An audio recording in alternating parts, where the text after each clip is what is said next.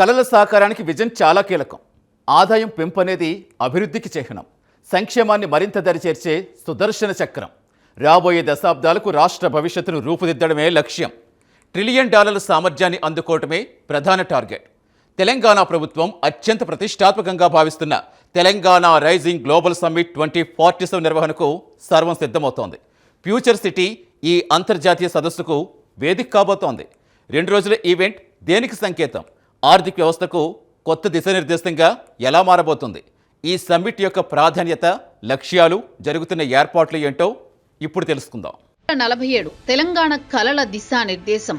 రాష్ట్ర ప్రభుత్వం అత్యంత ప్రతిష్టాత్మకంగా భావిస్తున్న తెలంగాణ రైజింగ్ గ్లోబల్ సమ్మిట్ 2047 నిర్వహణకు యుద్ధ ప్రాతిపదికన ఏర్పాట్లు జరుగుతున్నాయి.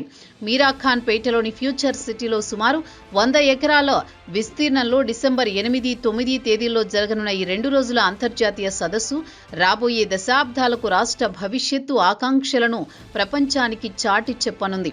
జాతీయ, అంతర్జాతీయ పారిశ్రామికవేత్తలు, ప్రముఖులు హాజరయ్యే ఈ వేదికను విజయవంతం చేయడానికి అన్ని ప్రభుత్వ శాఖల సమన్వయంతో కీలక నిర్ణయాలు తీసుకుంటున్నారు. ముఖ్యమంత్రి రేవంత్ $1 ట్రిలియన్ సామర్థ్యం లక్ష్యంగా అభివృద్ధి దిశలో ముఖ్యమంత్రి రేవంత్ పెట్టుబడులను అత్యంత ప్రాధాన్యతగా భావిస్తున్నారు. ఆయన దృష్టిలో పెట్టుబడులు కేవలం ఆర్థిక వనరులు మాత్రమే కాదు, భవిష్యత్తు తరాలకు అవకాశాల వేదిక. అందుకే గ్లోబల్ సమ్మిట్ వంటి అంతర్జాతీయ వేదికల ద్వారా ప్రపంచ పెట్టుబడిదారులను ఆకర్షించేందుకు ప్రత్యేక వ్యూహాలు రూపొందిస్తున్నారు. $1 ట్రిలియన్ సామర్థ్యం లక్ష్యంగా తెలంగాణను పెట్టుబడుల కేంద్రంగా నిలబెట్టే ప్రయత్నం చేస్తున్నారు. మౌలిక సదుపాయాల విస్తరణ, సాంకేతిక రంగానికి ప్రోత్సాహం, భద్రతా ప్రమాణాల పెంపు ఇవన్నీ ఆయన పాలనలో పెట్టుబడుల ప్రాధాన్యతను స్పష్టంగా తెలియజేస్తున్నాయి. పెట్టుబడులు వస్తేనే పరిశ్రమలు విస్తరిస్తాయి, ఉపాధి అవకాశాలు పెరుగుతాయి, రాష్ట్ర ఆర్థిక వ్యవస్థ బలపడుతుంది అనే అవగాహనతో ఆయన ముందుకు సాగుతున్నారు. తెలంగాణ ఇప్పటికే బలమైన ఆర్థిక వనరుగా నిలిచింది. పరిశ్రమలు, ఐటీ రంగం, వ్యవసాయ ఆధారిత ఉత్పత్తులు అన్నీ ఇవి రాష్ట్రానికి స్థిరమైన ఆదాయాన్ని అందిస్తున్నాయి.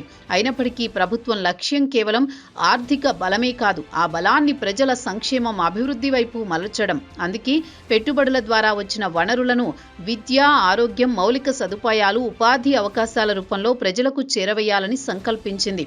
ముఖ్యమంత్రి దృష్టిలో ఆర్థిక వనరులు ప్రజల జీవిత ప్రమాణాలను మెరుగుపరచడానికి ఒక సాధనం. సంక్షేమ పథకాలు, అభివృద్ధి ప్రాజెక్టులు, అంతర్జాతీయ ప్రమాణాల మౌలిక సదుపాయాలు ఇవి ప్రజలకు నేరుగా ప్రయోజనం చేకూర్చేలా రూపకల్పన అవుతున్నాయి. తెలంగాణను బలమైన ఆర్థిక శక్తిగా నిలబెట్టడమే కాకుండా ఆ శక్తిని ప్రజల దైనందిన జీవితాల్లో సౌలభ్యం, అవకాశాలు, భద్రతాపరంగా మార్చడం ప్రభుత్వ ప్రధాన లక్ష్యం. అంటే ఆషామాషీ కాదు, విదేశీ పెట్టుబడుల రాకకు ఎంతో కీలకం. అందుకే చేపట్టనున్న అంతర్జాతీయ సదస్సు యొక్క ప్రాధాన్యతను దృష్టిలో ఉంచుకుని లాజిస్టిక్స్, సాంకేతిక, మౌలిక సదుపాయాలకు ప్రభుత్వం అత్యధిక ప్రాధాన్యమిస్తుంది. సదస్సు జరిగే 2 రోజుల పాటు T-Fiber ఆధ్వర్యంలో 10 గిగాబైట్స్ పర్ సెకండ్ వేగంతో నిరంతర ఇంటర్నెట్ సౌకర్యంతో 10,000 మందికి ఉచిత వైఫై లభించేలా ఏర్పాట్లు చేస్తున్నారు. ముఖ్య అతిథుల రాకపోకల సౌకర్యార్థం 3 హెలీప్యాడ్లు నిర్మించారు. హైదరాబాద్ శ్రీశైలం జాతీయ రహదారి నుంచి ఫ్యూచర్ సిటీ వరకు దేశ విదేశాలకు చెందిన ప్రముఖుల రాక సమయంలో భద్రత అత్యంత కీలకం.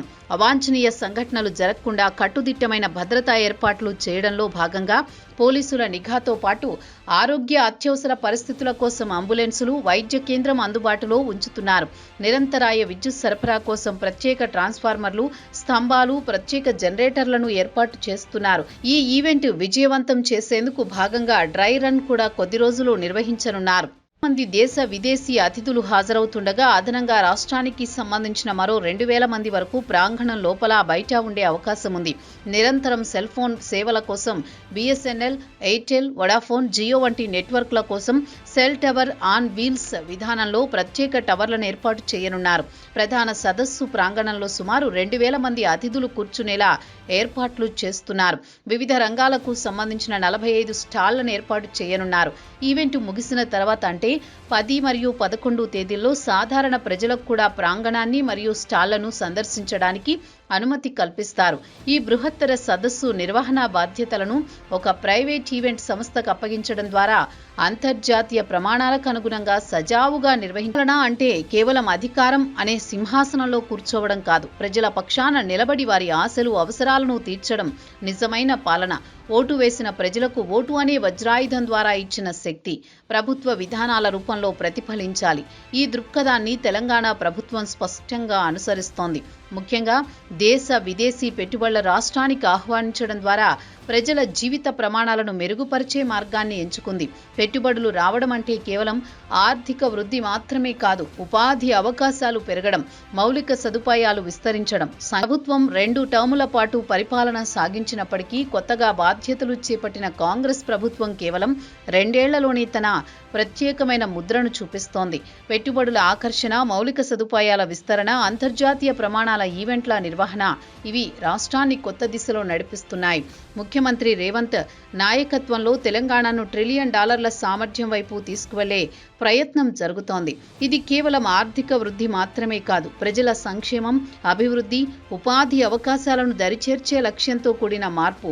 2 టర్ముల అనుభవం ఉన్న గత ప్రభుత్వానికి భిన్నంగా కాంగ్రెస్ ప్రభుత్వం తక్కువ కాలంలోనే తన దిశానిర్దేశక విధానాలతో రాష్ట్రానికి కొత్త గుర్తింపును తీసుకువస్తోంది. భాగస్వామ్యాల ద్వారా చేపట్టనున్న ఈ సమ్మిట్ కేవలం పెట్టుబడుల వేదికగా మాత్రమే కాకుండా గ్లోబల్ సహకారానికి కేంద్రంగా మారుతోంది. మీడియా, గ్లోబల్ కవరేజ్ ద్వారా ఈవెంట్ ప్రతిష్టను ప్రపంచానికి చాటి చెప్పేలా ఏర్పాట్లు జరుగుతున్నాయి. టెక్నాలజీ డెమోస్ ద్వారా రాష్ట్రంలోని సాంకేతిక సామర్థ్యాన్ని ప్రత్యక్షంగా చూపిస్తూ భవిష్యత్తు దిశను సూచిస్తోంది. ప్రజా సంక్షేమ దృక్పథంలో భాగంగా తెలంగాణ ఖ్యాతిని పెంచడమే కాకుండా రాష్ట్ర భవిష్యత్తు విజన్ను ప్రపంచానికి తెలియజేసే వేదికగా ఈ సమ్మిట్ నిలుస్తోంది. గత ప్రభుత్వ పాలనకు భిన్నంగా కేవలం 2 ఏళ్లలో తమ ప్రత్యేక ముద్ర చూపించిన రేవంత్ సర్కార్ పెట్టుబడులు, ఉపాధి అవకాశాలు, ప్రజల జీవన ప్రమాణాలు పెంపొందించడం అనే ప్రధాన లక్ష్యంతో ఈ సమ్మిట్ నిర్వహించనుంది. ఇది కేవలం ఆర్థిక వృద్ధి మాత్రమే కాదు, తెలంగాణలో ప్రతి పౌరుడికి సుఖమైన జీవితం అందించే పాలనా తత్వం. పార్టీలకు అతీతంగా రాష్ట్ర అభివృద్ధికి సహకరించాలని ముఖ్యమంత్రి పిలుపునివ్వడం ఈ బృహత్తర లక్ష్యం పట్ల ఆయనకున్న నిబద్ధతను తెలియజేస్తుంది. గ్లోబల్ సమ్మిట్ 2047 ద్వారా తెలంగాణ ఖ్యాతిని ప్రపంచానికి చాటి పెట్టుబడుల కేంద్రంగా నిలిపి రాష్ట్రాన్ని $1 ట్రిలియన్ సామర్థ్యం వైపు నడిపించేందుకు జరుగుతున్న ఈ ప్రయత్నం భవిష్యత్ తరాలకు ఒక గొప్ప అవకాశాల వేదికగా మారనుందనడంలో ఎలాంటి సందేహం లేదు.